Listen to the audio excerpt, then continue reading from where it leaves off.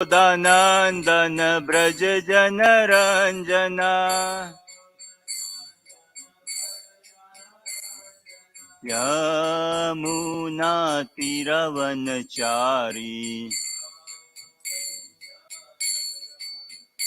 Jaya Radha Madhav Radha Madhav Radhe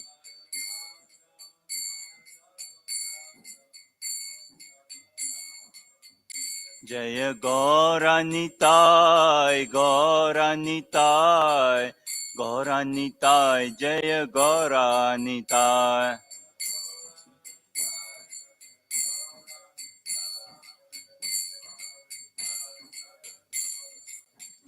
Jaya Krishna Balaram Krishna Balaram Krishna Balaram Jaya Vrindavana Dham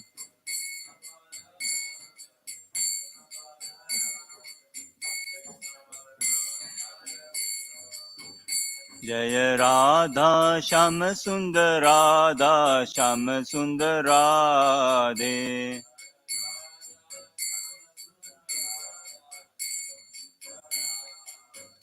Jaya Prabhupada Prabhupada Prabhupada Shila Prabhupada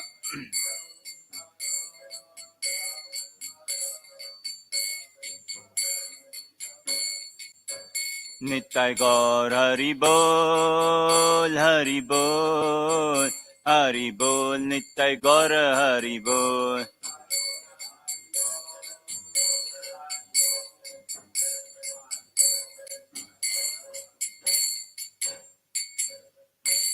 Nitai Gaur Premanandi.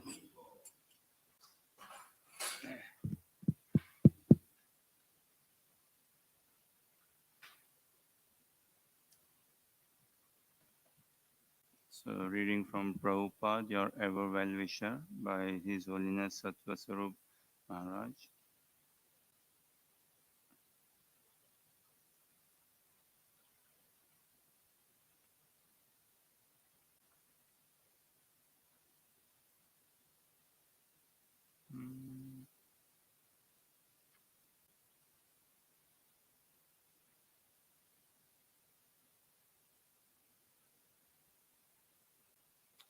Are we still in here in every town and village?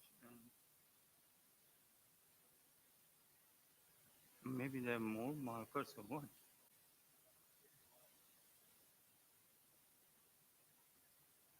Was it not like Prabhupada going to Nairobi and coming from Nairobi and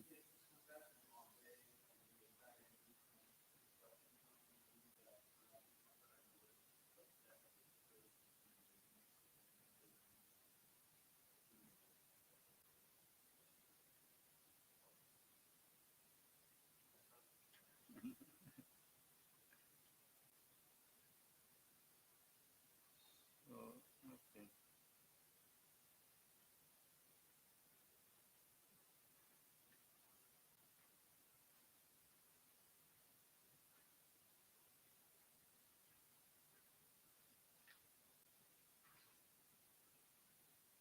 This is from seems like elsewhere. Yeah, okay.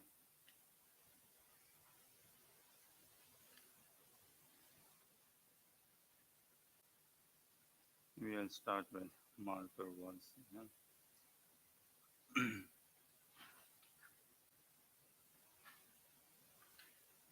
Even though Prabhupada's quarters were incomplete and temple renovation made Seven Puri Place noisy and hectic, Prabhupada decided to move in. I'm not attached to a comfortable apartment, he said.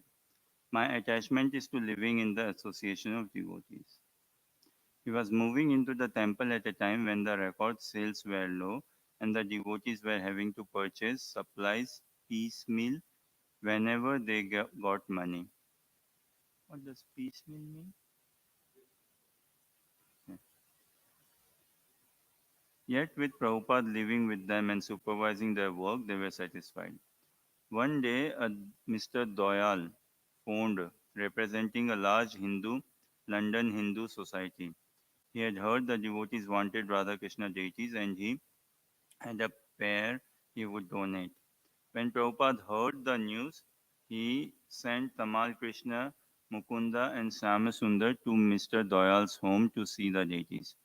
Radha and Krishna were white marble and stood about 3 feet high. Never before had the devotees seen such large deities, and they offered obeisances. When they returned to the temple and told Prabhupada, he said, "Take me there at once." Srila Prabhupada, accompanied by Shyam Sundar, Mukunda, and Tamal Krishna, arrived by van at Mr. Doyal's home. Prabhupada entered the living room and sat down. The deities, covered by a cloth, stood on a table in the corner. Tamal Krishna was about to unveil them when Prabhupada checked him. "No, that's all right." Prabhupada sat and spoke with Mr. Doyal, asking him about his work and where he had come from in India, and he met Mr. Doyal's family. Prabhupada and his host chatted while the devotees listened. "Swamiji," Mr. Doyal said at length, "I want to show you my deities." "Yes," Prabhupada replied, "I will see them after some time." Prabhupada began to speak about his Krishna consciousness mission, and after a while Mr. Doyle again requested, "Please take a look at these deities." And with that he walked over and unveiled Radha and Krishna. "Oh yes," Prabhupada said, folding his hands respectfully. Mr. Doyle explained that he had ordered the deities from India for his own use, but in transit a tiny piece of Radharani's finger had chipped off. Therefore, according to Hindu tradition, the deities could not be installed. "Tamal Krishna," Prabhupada said, "see how heavy these deities are." Tamal Krishna, placing one hand at Radharani's base and the other around her shoulder, lifted her. "Not so heavy," he said. "Shyamasundar," Prabhupada said, "see how heavy Krishna is." The deities were actually heavy for one man to carry, but the devotees understood Prabhupada's intention. "Not bad," Shyamasundar said, holding Krishna a few inches off the table. "Yes," Prabhupada said conclusively, "I think they are all right. Let us take them. We have our van." And suddenly Prabhupada was leaving, with his disciples following, carefully carrying Radha and Krishna. Prabhupada thanked Mr. Doyal. "But Swamiji, Swamiji," protested Mr. Doyal, who was not prepared for this sudden exit. "Please, we will arrange to bring them. Our society will bring them." But Prabhupada was already out of the door and leading his men to the van. "Please wait," Mr. Doyle persisted. "We have to fix them first. Then you can take them." "We have an expert man," Prabhupada said. "He can fix these things." Prabhupada was assuring Mr. Doyle and at the same time directing his disciples. He opened the door of the van and Shyamasundar and Tamal Krishna slowly entered, cautiously setting Radha and Krishna within. Tamal Krishna knelt in the back to hold the deities secure while Shyamasundara got into the driver's seat. "Now drive," Prabhupada said. And off they went, with Prabhupada smiling from the window to Mr. Doyal and his family who stood together on the curb. Samasundara had driven but a few blocks when Prabhupada asked him to stop the van. Turning around in his seat, Prabhupada began offering prayers. "Govindam Adipurusham Tamaham Bhajami." He looked at he looked long at Krishna, who was white with a slight bluish cast, and the exquisite white Radharani by his side. "Krishna is so kind," he said. "He has come like this." Then he had Shyamasundara continue driving slowly back to the temple. Carefully, Prabhupada supervised his disciples carrying the deities up to the second floor. The devotees were astounded and delighted to see Prabhupada in such an animated and intense state, bringing Radha and Krishna into the temple. He had the deities placed in a curtained off section of his own room, and then he sat at his desk. His Divine Grace A.C. Bhaktivedanta Swami Prabhupada ki.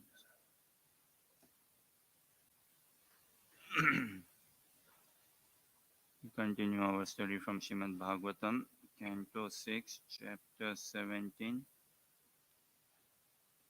And text 37. ॐ नमो भगवते वासुदेवाय ॐ नमो भगवते वासुदेवाय ॐ नमो भगवते वासुदेवाय नारायणं नमस्कृत्य नरं चैव नरोत्तमं देवीं सरस्वतीं व्यासं ततो जयमुदीरयेत् नष्टप्रायेषु भद्रेषु नित्यं भागवतसेवया भगवती उत्तमश्लोके भक्तिर्भवति नैष्टिकी इति भागवतो देव्या प्रतिशप्तुम् अलन्तम मूर्ध्ना स जग्रे शापम् एतावात् साधुलक्षणम् इति भागवतो देव्या प्रतिशप्तम् अलन्तम मूर्ध्ना स जिग्रे शापम् एतावात् साधुलक्षणम् इति भागवतो देव्या प्रतिशप्तम् अलन्तम मूर्ध्ना स जग्रे शापम् एतावत् साधुलक्षणम्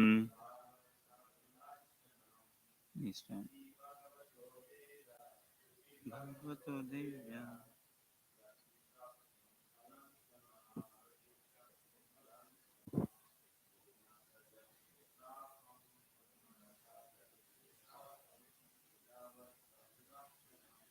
एतावत् साधुलक्षणम् इति भागवतो देव्या प्रतिशप्तुम् अलन्तम मूर्ध्ना स जग्रे शापम् एतावत् साधुलक्षणम् इति भागवतो देव्या प्रतिशप्तम् अलन्तम मूर्ध्ना स जग्रे शापम् एतावत् साधुलक्षणम् इति भागवतो देव्या प्रतिशप्तम् अलन्तम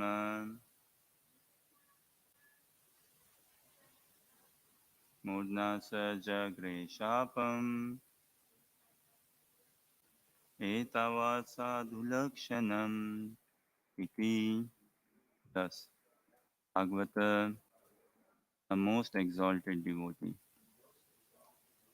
Devya of Parvati, Pratishaptum, to make a counter curse, Alantama, able in all respects, Mutna, with his head, Sa, he Chitraketu, Jagre, accepted, Shapam, the curse, Etavat, this much, Sadhu Lakshanam, the symptom of a devotee.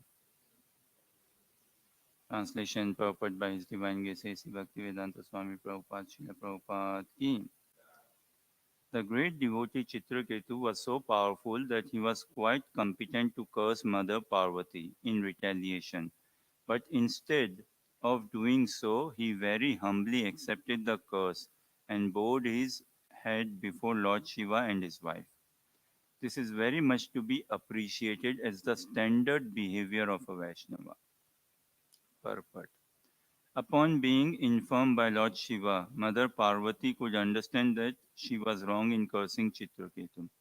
King Chitraketu was so exalted in his character that in spite of being wrongly cursed by Parvati, he immediately descended from his airplane and bowed his hand before the mother, accepting his curse. This has already been explained. Narayana parasarve na kutaschana bibhyati. Chitraketu very sportingly felt that since the mother wanted to curse him, he could accept this curse just to please her. This is called sadhu lakshanam, the characteristic of a sadhu or a devotee. As explained by Sri Chaitanya Mahaprabhu, Trinadapi sunichena tarorapi sahishnuna. A devotee should always be very humble and meek and should offer all respect to others, especially to superiors. Being protected by the Supreme Personality of Godhead, a devotee is always powerful, but a devotee does not wish to show his power unnecessarily. However, when a less intelligent person has some power, he wants to use it for sense gratification. This is not the behavior of a devotee. वैराग्य विद्या निज भक्ति योगा शिक्षार्थमेक पुरुष पुराना श्री कृष्ण चैतन्य शरीर धारी कृपा बुद्धिर्य तमहं प्रपद्ये मुखं करोति वाचालं पंगुं लंघयते गिरिं यत्कृपातमहं वन्दे श्रीगुरुदीनतारणम् वाञ्छाकल्पतरुभ्यश्च कृपा सिन्धुभ्यैव च पतितानां पावनेभ्यो वैष्णवेभ्यो नमो नमः जय श्री कृष्ण चैतन्य प्रभु नित्यानंद श्री अद्वैत गदाधर शिवासादि गौर भक्तवृंद हरे Krishna Krishna Krishna Hare Hare Hare Ram Ram Ram Hare Hare Hare Krishna. Seek your blessings, pray for your blessings, and pray that genuinely, not just in words, in reality, genuinely, I become the first listener of what we discuss from Srimad Bhagavatam. Thank you very much for your ever kind tolerance and acceptance and kind love. And with your blessings, we continue studying Srimad Bhagavatam. See, Srimad Bhagavatam, how should it be studied? What is Srimad Bhagavatam? It is glorification of devotees, it is glorification of bhakti, it is glorification of the lordships. Now, when we are discussing about the lordships, Srimad Bhagavatam should be discussed in an assembly of devotees in such a manner, so much of exalted say, manner and glorification that the deities walk forward to listen to it. Is it not generally in our conditioned sabha, say, assembly, when we discuss some subject matter pertaining to, say, ourselves, our eyes a bit stand up, ears a bit stand up, is not? And okay, let me just take a step forward and listen what's going on. So this is how like Srimad Bhagavatam, our acharyas and all, that it is okay. It is all about the mood, all about the mood. Now japa, how should japa be done? Japa is a call, it's a cry, it's a prayer. The japa should be done in such a mood, in such a call, in such a cry, in such a prayer, heartfelt cry, mood prayer, that when the curtains open, we take darshan of the Lordships. Uh, It's like such a transcendental mood, right? Doing japa in the temple room, devotees doing japa, and the pujari dressing the deities and all. So, like glorification and dressing going on at the same time, same. Hmm. So, complementing each other, everything. And the cook preparing breakfast. And when the curtains open, we take direct darshan. So it is this is Srimad Bhagavatam helping us to understand Krishna consciousness. What is Krishna consciousness? To build a mood, to build the right attitude, build the proper attitude, the proper understanding. Now, very quickly, say we'll try to go through the pastime a bit. Uh, so we see once upon a time King Chitraketu, he was wanting a son, and he was very restless. He was very dissatisfied that I don't have a son. I have a what 1 million wives, to 10 million wives. Not in thousands, I don't think so. I have 10 million wives, but no son, no single son. So he was very dissatisfied. He wanted a son, but at that point in time, he was not in a position to take the transcendental message. So never mind, Angira Muni and Narad Muni blessed him with a son. And fine, later on, the son was called Harshashoka, and the other co-wives, 9 million plus wives, they were a bit envious, and in their not able to retain or sustain their jealousy or enviousness, they poisoned the child. And then Narad Muni, Angira Muni again came into light, and they consoled the king. They gave them the transcendental message, and king was able to take on the transcendental message. And then king practiced Krishna consciousness with very one pointed attention. He got darshan. Narad Muni initiated him, gave him the mantra, and the king started practicing more fervently Krishna consciousness, and he got darshan of his lordship as well. And now with blessings, he's traveling to the heavenly planets in the airplane with Vidyadhara's woman, and glorifying the lordships. And coming to traveling, say, in the outer sky, he sees Lord Shiva. Lord Shiva in an assembly of Bhagavad assembly discussing Srimad Bhagavatam with Mother Parvati on his lap, and they have a bit of a slight joke. They have a bit of a slight banter, say. Nothing malice in it, no ill intention. Nothing like in society, we say something in a, oh, I was just joking, I was just slight joke and banter, but inside we mean it. That I was trying to say that you are wrong, I'm better than you, I'm superior to you. Inside there is this feeling that, oh no, I'm better, I know more, be it work, be it family, be it relationships. I know. But in this instance, there was no malice involved. King Chitraketu and Lord Shiva as well. So King Chitraketu made a comment, a remark, or just a smile, or looked a bit at Lord Shiva. Oh wow, this is good, huh? And something on those lines.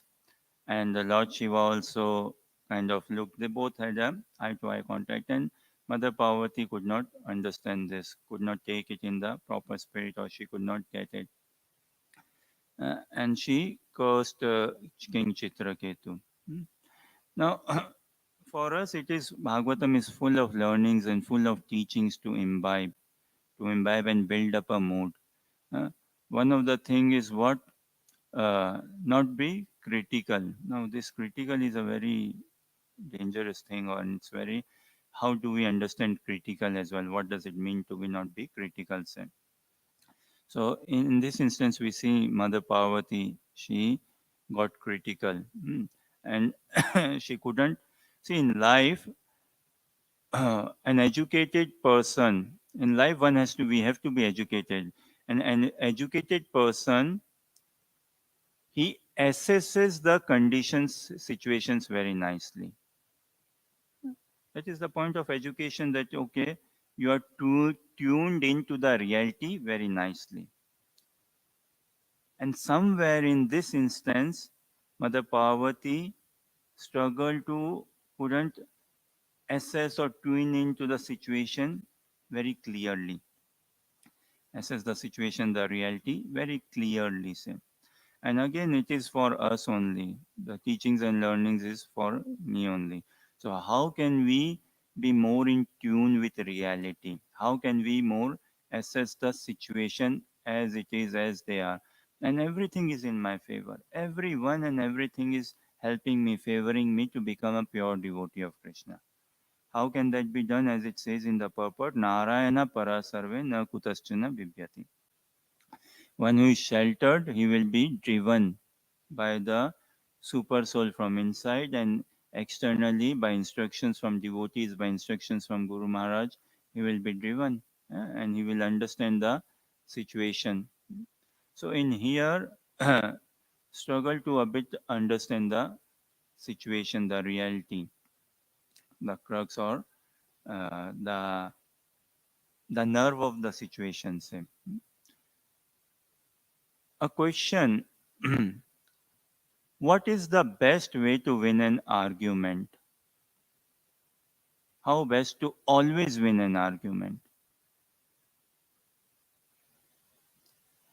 Just see how best to always. It says, na, the translation says, uh, as the standard behavior of a Vaishnava. This is very much to be appreciated as the standard behavior of a Vaishnava. We'll come to the question also, what is the best way to always win an argument? Stay out of it. Very nice. Yes, bro. To side with the other person. Beautiful. Yeah, beautiful. So, yes, when we do not go into the argument, an argument might have started, but we do not participate in it. We do not entertain the argument. We do not go further with it. We do not carry on with the argument. Then the other person. Our best is what? To side with the other person. Then when we side with the other party in the argument, that the party has lost, even though seemingly won the argument. Seemingly won the argument, but lost the argument. And see here, King Chitraketu. He did not enter into the argument. He did not go into that argument. He stood away from the argument. And he sided with the Mother Parvati. Yes, Mother, you are correct. You are very correct. Seemingly, what appears, okay, Mother Parvati won, right? The curse came into effect. The curse came into being.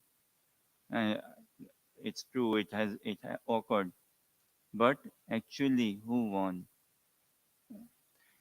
One thing, practicing Krishna consciousness, what would we like to say? Where would we want to put ourselves?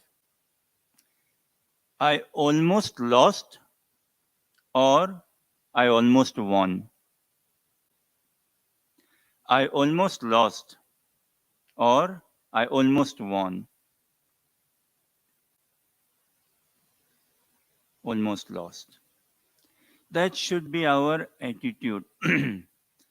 That should be our material world means what? Sense gratification. Material life means what? Almost won. Almost made it. Almost won. Never won. Almost won. But in Krishna consciousness, Mahaprabhu is so unattainable. Until and unless we experience this, oh Mahaprabhu, you are beyond me. You are unattainable.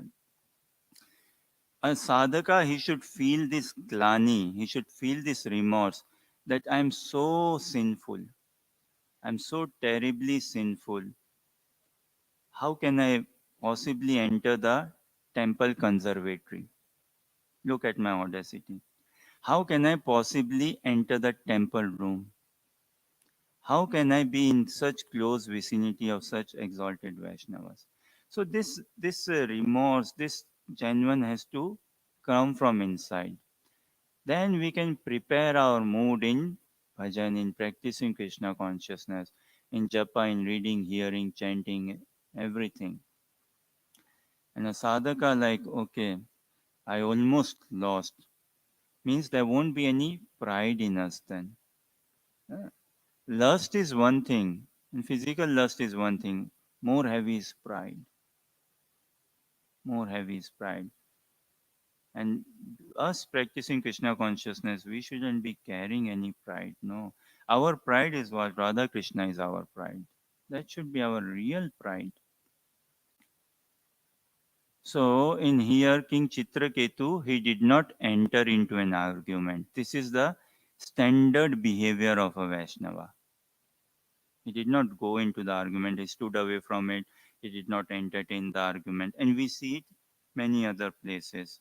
Like comes to my mind in ninth canto, chapter 1, 2, 3, 4, chapter 4 predominantly, we see Ambarish Maharaj and Durvasa Muni's pastime, their sweet interaction, right? Now, um, Durvasa Muni, out being insulted, being feeling insulted, Durvasa Muni pricks a demon from his hair, right? Matted hair, and throws it and sends it to kill Ambarish Maharaj. Now, Ambarish Maharaj, upon seeing the demon come through and all, how many steps did he take back to defend himself? None. No retaliation. No justification. This is not the standard behavior of a sadhaka, of a Vaishnava, to retaliate, to justify, to confront is not at all the behavior of a Vaishnava. To go into an argument, to be confrontational. No, this does not suit at all. Shri Shri Khoranitaya Mayapur Sashi ki. So we see how many steps did Ambarish Maharaj take back? None. He was firm in his ground. He was there, yes, accepting. He accepted, okay, fine. I accept this Brahmana's decision. Whatever this Brahmana is giving to me, I accept it. And as that pastime unfolds, how many steps did Durvasa Muni take then? Hmm? When this is the Narayana Parasarve, na kutaschana bibyati. How many steps did Durvasa Muni take then? We cannot count. How many steps did he take? What happened as that pastime unfolded? The demon came to kill Ambarish Maharaj, but Ambarish Maharaj did not retaliate. So the internal energy of Krishna, yes, Ambarish is humble, Ambarish is flexible. He is not taking things in his hand. He is letting Krishna work. He is wanting, okay, Krishna, whatever you prefer, whatever you desire. What is your desire? So the Yogmaya Shakti of Krishna cannot see this injustice happening. Sir. Cannot see. So then Sudarshan Chakra came about and the demon was killed. And then the Sudarshan Chakra went to greet Durvasa Muni. Went to meet Durvasa Muni, went to greet Durvasa Muni. Oh, were you saying something, Durvasa Muni? And Durvasa Muni couldn't stand there. He couldn't resist the gentle warmth or the heat of the Sudarshan Chakra. And we don't know how many steps. Even the treadmill could have struggled to count how many steps or calories he might have burned. Say. This is the power of surrender. A conditioned soul messes it up when he takes things in his hand, when he takes matters in his hand. Why do we have Shastras? Why do we have sadhus? Why do we have spiritual master? So that I can take things in my own hand? No. We want to be driven. We want to be driven. This is Narayana Parasarve. This is Trinadapi Sunichena. This is real humility to consider oneself lower than a straw in the street. Um, King Chitraketu, he did not justify, he did not tell to Mother Parvati that you are correct or not correct. No. Now, last year, around Radha Ashtami time, Karuna Bhavan hosted, facilitated this course, right? Philosophy, culture, and etiquette. Hmm? We had this course, philosophy, culture, and etiquette. Another question comes to me. Of this philosophy, culture, and etiquette, what is the most important element? For us practicing Krishna consciousness sadhakas, what is the most important? Is it philosophy, culture, or etiquette, or are all equally important?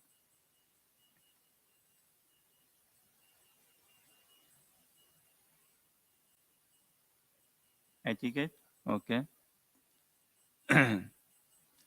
we'll think on this and maybe see philosophy, culture, and etiquette. What is the most important? And throughout our life is grained with philosophy, culture, and etiquette only. Bhakti, where does bhakti begin from? When we come out of the shell of right and wrong. If I'm stuck in the shell of right and wrong, I cannot perform bhakti then. I cannot perform loving devotional service, pure devotional service. Bhakti is not about, bhakti is beyond right and wrong. And throughout Srimad Bhagavatam, starting from first canto till 12th canto, Parikshit Maharaj, beyond right and wrong. Huh? Sukhdev Goswami, Vyasdev ji, everyone beyond right and wrong. Pandavas, Arjuna, beyond right and wrong. Further on, uh, mm, Mother Devahuti, Kapila Dev, Dhruva Maharaj, everyone and all participating every beyond right and wrong. So bhakti is beyond right and wrong. And if I'm stuck in good and bad or right and wrong, uh, for a sadhaka, in order to deserve the kingdom of Godhead, of course we deserve it. We deserve it. It is our rightful claim, say. Uh, First of all thing is we have to become undeserving. We have to realize that I'm undeserving. If I do not realize this, if I do not completely, fully accept this, acknowledge this, that I'm undeserving, then I won't deserve it. I won't deserve it. Then. This is the paradox. If I do not, Trinadapi Suniche, na, purport says, na, if I do not wear this properly, the garland of humility, the garland of tolerance, the garland of patience, then the kingdoms of heaven, the kingdoms of transcendental realm won't be open. So we are, yes, we are the rightful heir or we have the rightful claim, but we need to understand what is it that makes us rightful. What is it that makes us rightful? There has to be some credential, right? Someone born in England, born in Scotland, someone just cannot walk up to the passport office and say, okay, give me a passport. Huh? I don't speak proper English. I speak the English as it is spoken in UK. You can see. So give me the passport. You can see by my English. So someone can walk up, an Englishman, a Scottish person, can walk up to the passport office and say, but is it good enough? No. A passport, well, no. Even though, okay, fine, you might be born in, just prove some credential. Okay, then what is required? Who is your father? Who is your father? And can you prove that? Okay, and then your passport is there. So likewise for us as well, in order for us to have that claim, say the rightful claim, we need to understand what is my rights, what are my rights, what is my responsibilities, and when I live by it, when I practice by it, when I follow by it and all, then the doors are already open. The doors are not at all locked. Do we think that the doors of Vaikuntha are locked and we need an appointment or a doorbell rings? Okay, now can you? The doors are open. They are wide open. They are wide open. But problem is I am thick-headed. That is the problem. There is no door. In fact, there is no door. Why there has to be a door in Goloka Vrindavan? What is the scarcity or what is the worry? Hmm? Here we have doors in our houses, alarms and security alarms and so many things, right? Because the society we do not trust and all, and okay, and also for weather-wise, we want to keep ourselves warm and all. Even I think in India and I'm sure in UK and American places, if you see 50, 60 years ago or 100 years ago to 200 years ago, people wouldn't be locking their homes. Uh, like even night time, just close the door but not locking their homes and all. And the community, the society, neighbors, there would be more exchanges and more dialogues and all. And anyways, for the doors of the kingdom of the doors to open, they are already open. They are not at all locked. But I am locked in my consciousness, and I need to unlock myself. When I unlock myself, I will understand. Oh, there is nothing like bondage, and there is no like liberation as well for me. So this is, and the beginning point is what? Coming to a sense of uh, be adjusting, not just adjusting, be accepting. Also, not just like mentally or intellectually, coming to a natural kind of a position of whatever it is good. Krishna consciousness is all good, right? So if I'm practicing Krishna consciousness, then whatever comes to me is all good. This is the standard behavior of a Vaishnava. This is the mood King Chitraketu is carrying. That whatever is coming is a blessing, whatever is coming is all good, and he's accepting it. He did not think much. There was not much of a mental process or intellectual calculation going on. So this has to come quite natural to us. And see, for us, the real thing is glorifying the devotion of devotees. How much can we glorify King Chitraketu's surrender, his mood? How much can we glorify Vaishnavas, and how much can we glorify the presently present Vaishnavas?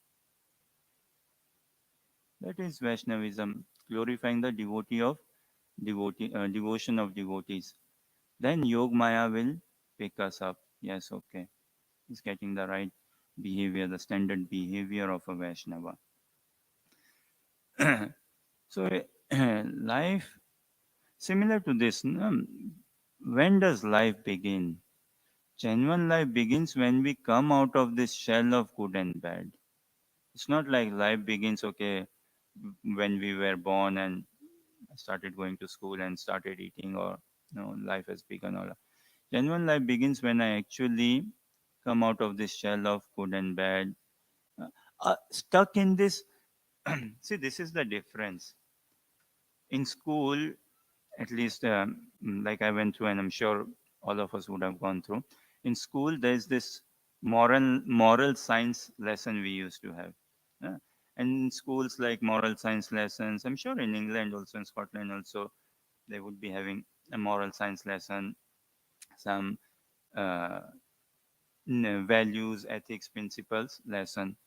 Srimad Bhagavatam is not like a moral science lesson. Yeah. It is beyond moral science. It's transcendental literature. So we are not hung up with good or bad. Good and bad is also within the morality of the society. We definitely appreciate good, but we are not hung up with good. We are after this transcendental mood. We are after the transcendental understanding, the transcendental message. So that is when life begins. So coming to philosophy, culture, and etiquette. Any thoughts what could be the most important in this philosophy, culture, and etiquette?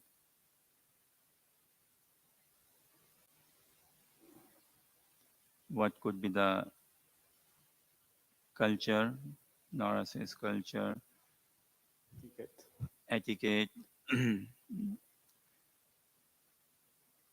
The base of, what is the base of culture? What is the base of etiquette? Even living animal society, even in I mean in human society, and may not be practicing any form of religion, say, but still there is that culture and etiquette, how to deal with mother, how to deal with sister, how to deal with wife, right? There's that basic culture, there's that basic etiquette, there's that basic moral sense. So what is the source, or what is the basis or foundation of culture, of etiquette, and of, say, philosophy? Who who lays the foundation of culture and etiquette? Is it philosophy laying the foundation, or is it culture laying the foundation of philosophy? Aham sarvasya prabhavo. Who is the cause? Who is the ultimate source? Where does it stem from?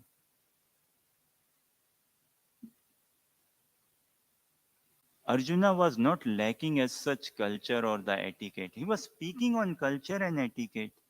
It is a etiquette not to kill my grandfather. What culture are you setting, Krishna? Women, children will be exploited, polluted, and furthermore and all. Was Arjuna philosophically a bit wayward, or culturally, etiquette wise, a bit wayward?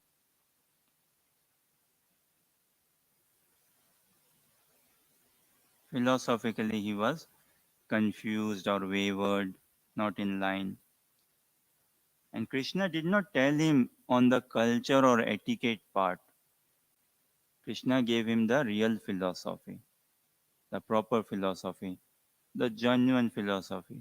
And you see, for Krishna, it is the normal, it is the standard behavior, it is the standard philosophy. We see in society there is culture, there is etiquette. Philosophy is a bit lacking, say. The proper philosophy.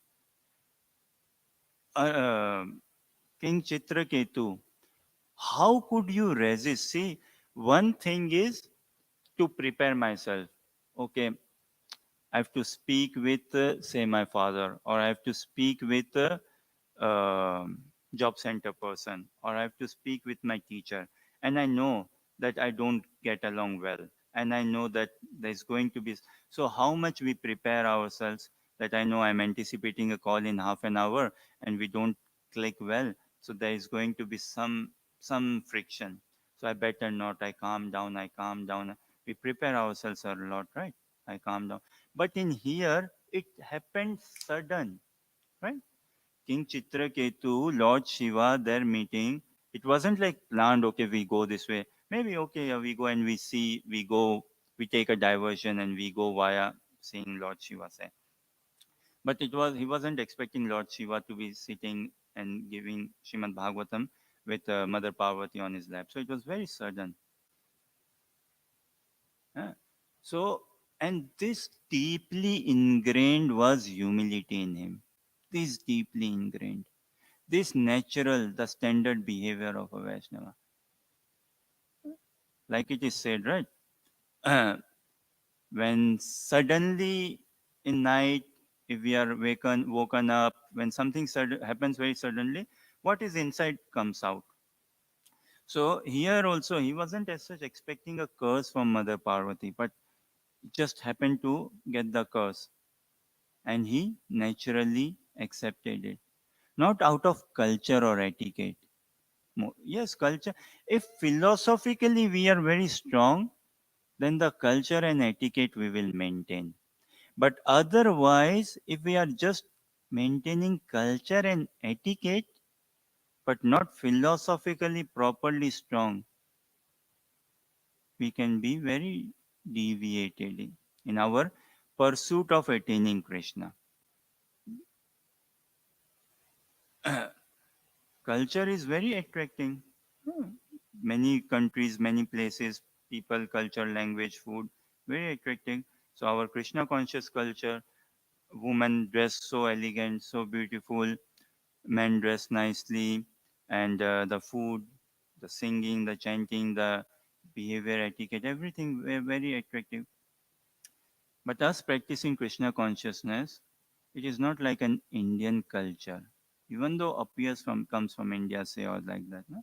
The Vedic culture, the Vedic etiquette, based on what? Shastras, the philosophy. So the philosophical standpoint, grounding has to be very firm, has to be very strong.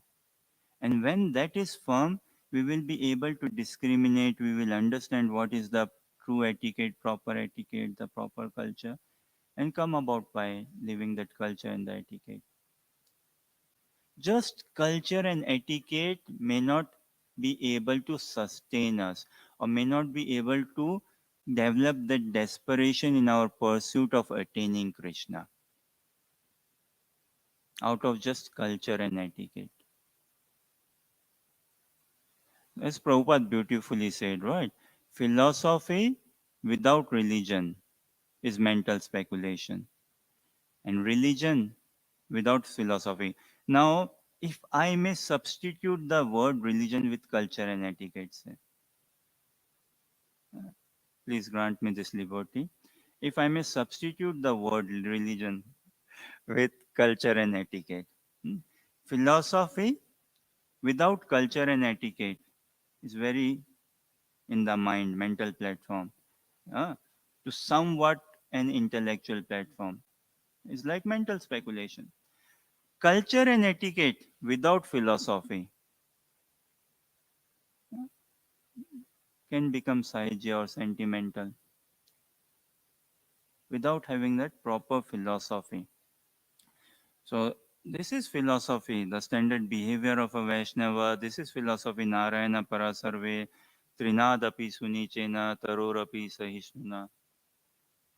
It is the proper philosophy, the right, clear, proper understanding of the message of Mahaprabhu, the appearance, the advent of Mahaprabhu. Hare Krishna Mahamantra. It is a Yugal Sarkar mantra. It is a Rasmay mantra, Prem mantra. So that proper understanding, and with that understanding, we develop a mood, we build a mood, we build the right attitude and the right culture, the right etiquette, and to bring about a desperation, to bring about a crying out. On this note, maybe I will take a pause if there are any questions, comments, or clarifications. Or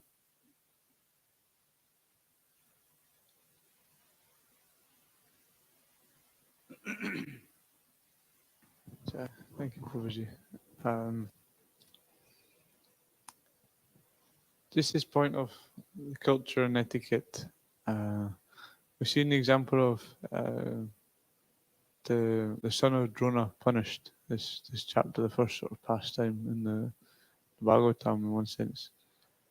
Um, like perhaps we could see Draupadi. She's not so much acting on a philosophical platform, but acting on a platform of culture and etiquette. She very much, she doesn't want, she sees that this is the son of a Brahmin, therefore she tries to respect him as a Brahmin. Um, she doesn't want his mother to suffer more, etc. Um, whereas, Arjuna and Krishna, they're presenting more the philosophical side of the argument. But nonetheless, because she maintains this culture and etiquette, she's very noble, then Krishna respects that. And it seems like if the intellect isn't there, there's not actually a defect. okay, thank you, Prabhu. Very nice question. In the assembly of Vaishnavas, we want to please Vaishnavas, right? We desire to please them. In the assembly of Vaishnavas, how do we please them? By philosophical understanding or maintaining good culture etiquette? Sitting in with Vaishnavas, I should not be like, okay, instructing philosophy or this is the philosophy. With good, meek and humble. It says in that purport, right? Meek and humble.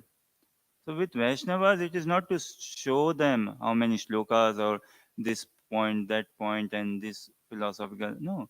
With Vaishnavas, we want to please them through good behavior, culture, etiquette, being meek and humble and all. And how can we sustain ourselves for lifetime, eternal lifetime, when we are more nicely tuned with philosophy? Now, how can we say that Draupadi was not so philosophical? Look, when in the assembly also disrobed, she was philosophical. Even there, she was philosophical. But she was not exerting that Krishna, that philosophy. She was maintaining the culture and the etiquette, the decorum. Ah, Krishna is the supreme personality of Godhead. He decided and kind of putting forward based on that culture and etiquette, based on um, founded or supported or with the Aadhar based on that philosophy. So for us practicing Krishna consciousness, philosophy is like for myself to understand the philosophy. How can I myself understand the message very nicely?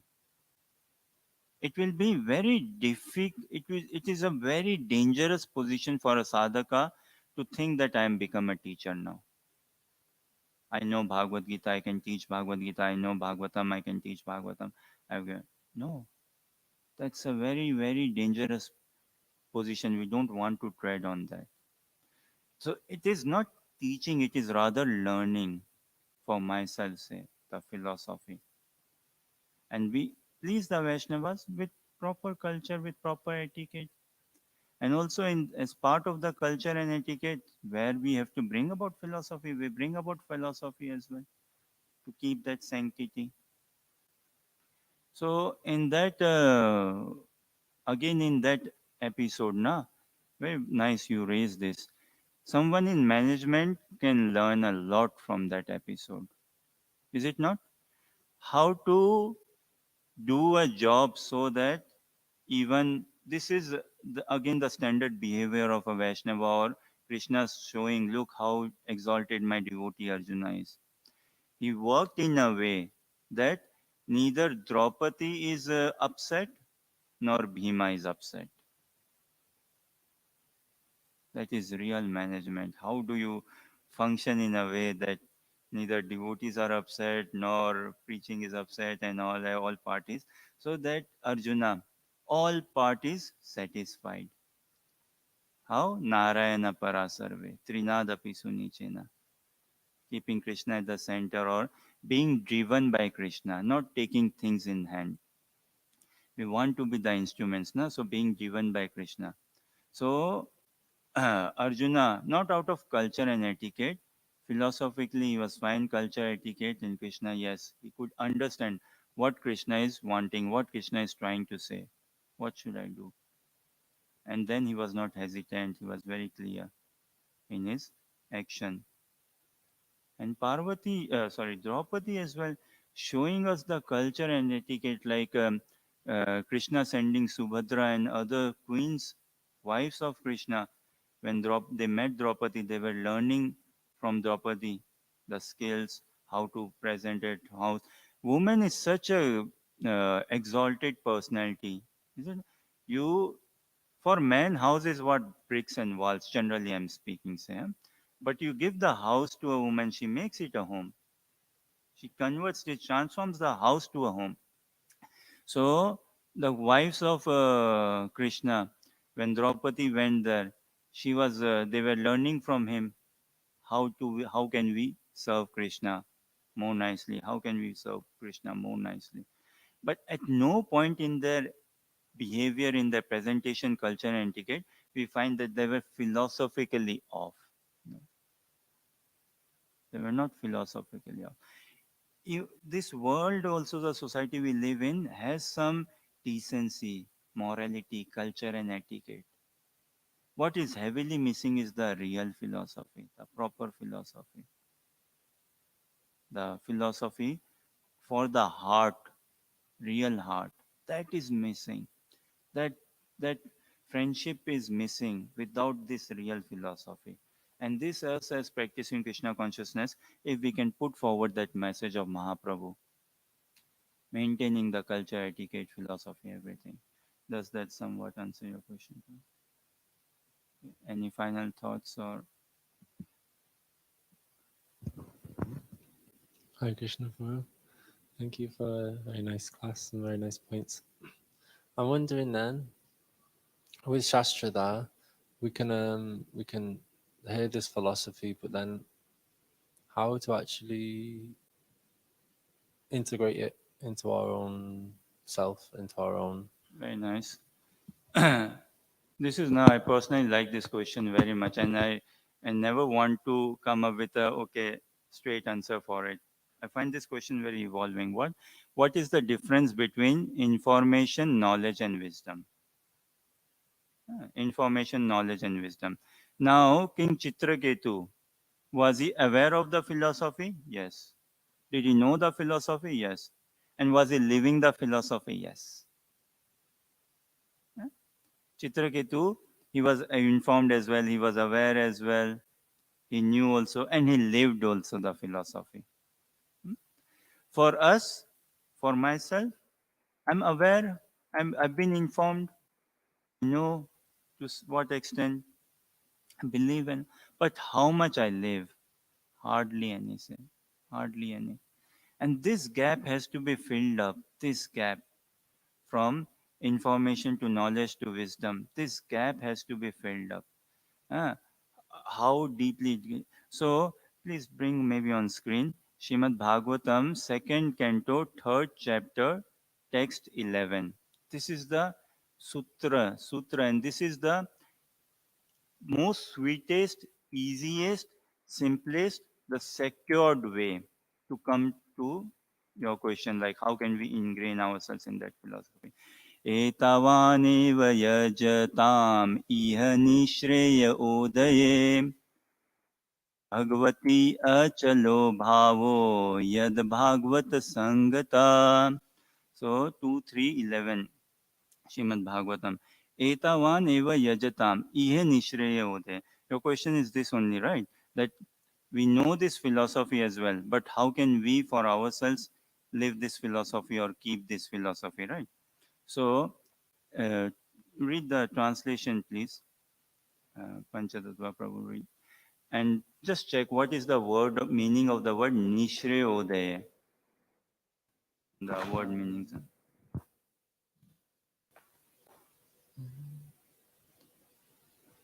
So which word meaning? Yeah. Nishriyasya, Mm. the highest benediction. Translation. All the different kinds of worshippers of the multi-demigods can attain the highest perfection of benediction, which is spontaneous attraction unflinchingly fixed upon the Supreme Personality of Godhead, only by the association of the pure devotee of the Lord. Translation does not say by the association of the pure devotee of the Lord. Translation says what? Only by the association of the pure devotee of the Lord. And what do we want to attain? This spontaneous, unflinching attraction. Spontaneous, na? It was spontaneously he was cursed. He was cursed on the spot, spontaneously. And performing bhakti, we want this spontaneous, unflinching attraction. Nishreya Odaya, the highest benediction. So we just knowing the philosophy is still not good enough. Informed of the philosophy is still not good enough. We have to live by the philosophy. There is no other option. We have to become humble. We want to become humble. We desire to become humble. And that can only happen when I see Mahaprabhu as the most beautiful personality in this universe. When I find my Mahaprabhu as more dear to my life and soul. When I find the practice, the message of Krishna consciousness, the beauty of Mahaprabhu, only then I will want to become humble, or I will be becoming humble, or I can then attract the mercy, the blessing of Mahaprabhu to be humble. Without being humble, we can never live the philosophy. And this Krishna consciousness is ever increasing, right? So to the degree we become humble, to that degree, okay, the realizations, and we will find our intrigue, will detachment will also come about if we are humble. Knowledge will also come about if we are humble. The only way to be prideless is humility. So this is seeing the devotion in others. Ihe nishreya odaya. All the worshippers of different demigods. So we also, so many things in our head, so many desires and all, everything. But who is that who will make us fixed up that yes, the highest benediction is what? Spontaneous, unflinching attraction. Currently, it is a blessing that we are not we are flinched. Even in this material world, we are flinched. We are not so unflinching towards Netflix. It's a blessing. We are not fully sold out to YouTube, TikTok, and all. It's a blessing. So who is going to make us look Radha Sham Sundar very attractive? It is the pure devotee of the Lord. So when we associate, when we pray, when we value that association, that moment's association, na? Sadhu Sangha, Sarva Shastra Kaya. Lava Matra Sadhu Sangha, Sarva Siddhi Hoy. So this is not like some play of words or poetry or made it up like that. No, this is the reality. And when I really appreciate, cherish, so the kingdoms of Golok Vrindavan are not at all locked, or the doors are not closed also. I am closed. And I need to open up. I need to experience that desperation. A sadhaka who is not experiencing desperation, then the Krishna consciousness has to be checked out of it. Thank you very much for your kind attention and encouragement. Pray for your ever blessings. Kanchrat Srimad Bhagavatam Mahapuran ki, Srila Prabhupada ki, Nitai Gaur Premanandi. His Grace Bhakta Prabhu Ashish Prabhu ki. Jai.